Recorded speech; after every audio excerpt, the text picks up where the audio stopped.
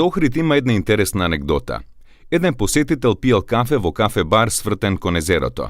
Кога требало да плати, наместо како другите, кои биле свртени со грб кон езерото, тој платил двојно повисока цена за истото кафе. Одговорот на келнерот бил дека плаќа кафе со поглед кон езеро. Но езерото само по себе не ги крева цените, ниту ги мами посетителите доколку не се вложува во туризмот за искористување на неговата убавина.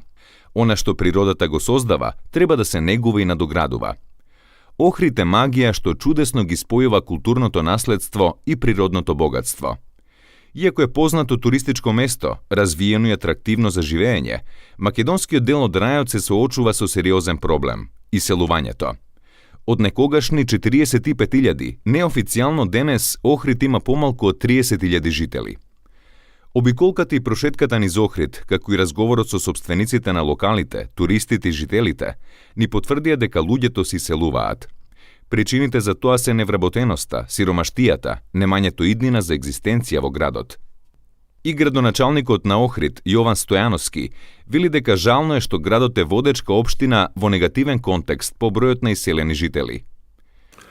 Според официјалните статистички податоци кои што се објавени од Државниот завод за статистика, жална е ситуацијата што Охрид е водечка општина, жално водечка општина, по негативен контекст, според бројот на иселени лица од Охрид кон и во рамките на државата, но и надвор од државата.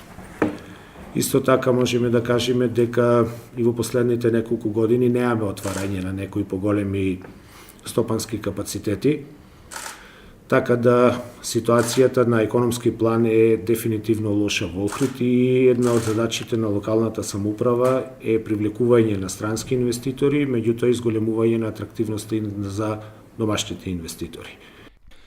Градоначалникот вели дека секоја миграција од Охрид е во основа економска и дека без подобрување на економските услови нема подобри услови за живење во Охрид.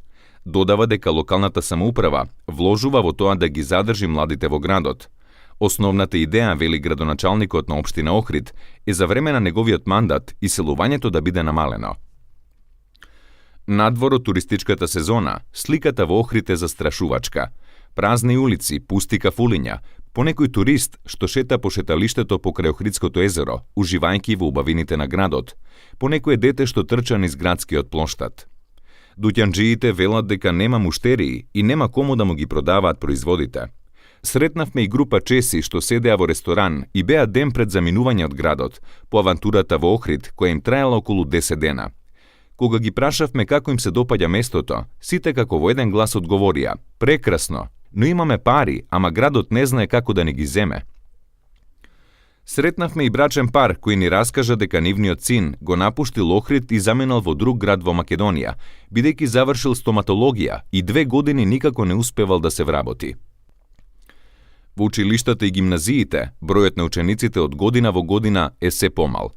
Во средните училишта, од 2003 година, тој број се намалува.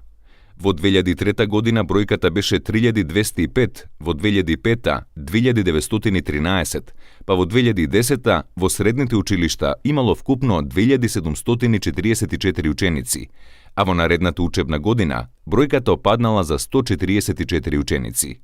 Лани таа бројка била 1983 средношколци.